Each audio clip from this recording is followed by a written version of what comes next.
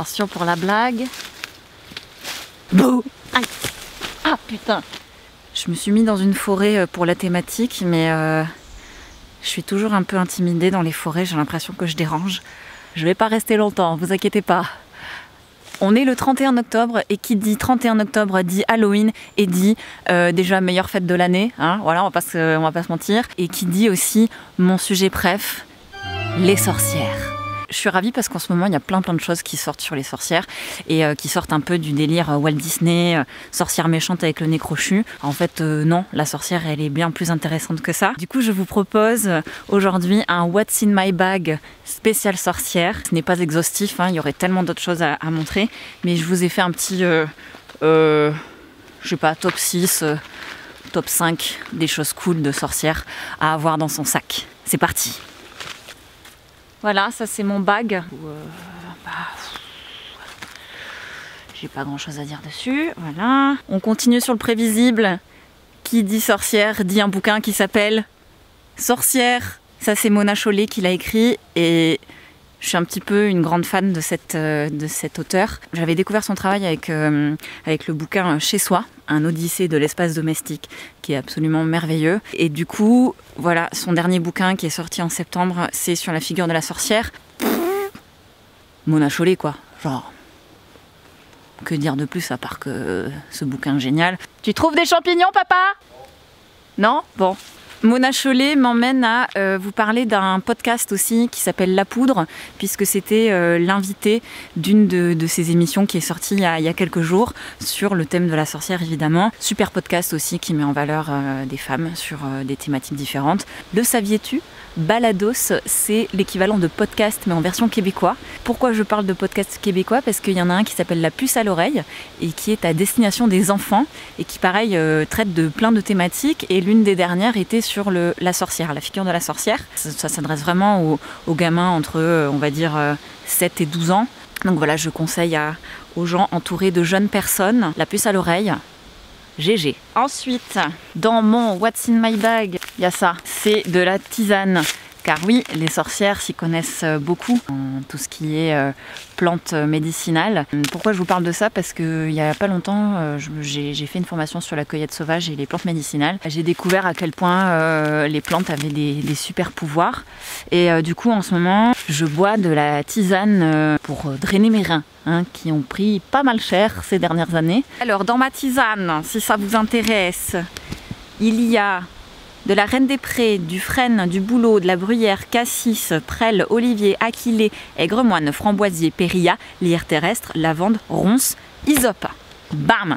Voilà, ça c'est du cocktail Molotov. Je pense que je vous ferai une vidéo bien plus détaillée sur le monde de la tisane parce que c'est un sujet qui me passionne actuellement. Je suis juste en train de prendre conscience que tout est fait aujourd'hui pour qu'on ne se soigne pas avec les plantes. Du coup, j'ai un profond respect pour tous les cueilleurs et producteurs en PPAM, ce qu'on dit plantes à parfum aromatique et médicinales, parce qu'ils se confrontent chaque jour à des lourdes emmerdes législatives. Je vous mettrai d'ailleurs dans la barre d'infos un article sur Libération qui est sorti il n'y a pas longtemps, avec une petite pétition à l'intérieur, parce que toutes ces choses sont un peu en train d'être rediscutées en ce moment. Putain, ça tient pas.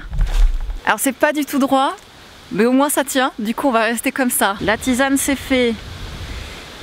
Alors pour ça, on va rentrer chez moi, mais je compte vous faire un petit tuto sur comment fabriquer son bâton de sauge. Car la sauge, c'est quand même un peu la plante phare de toute sorcière qui se respecte.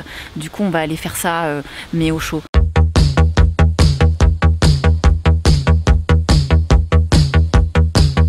On continue. Qu'est-ce qu'il y a dans ce petit sac? Ouh, des jolies petites choses pour sa peau. Là, c'est plutôt une histoire de rencontre. Parce que Internet, c'est assez formidable. De temps en temps, je reçois des mails de gens et je les rencontre dans la vraie vie. Et ça donne des petites choses magiques. J'aimerais vous parler de Marion et de sa marque Oden qui fait des huiles cosmétiques. Tu vois bien là? Tu vois bien? Donc elle travaille avec des agriculteurs français et bio et elle fait des huiles absolument merveilleuses, notamment celle-ci qui est de l'huile à la noisette. Alors clairement c'est une huile moi que je mets le matin parce que ça sent la pâte à tartiner. Alors de la pâte à tartiner de qualité, hein, évidemment.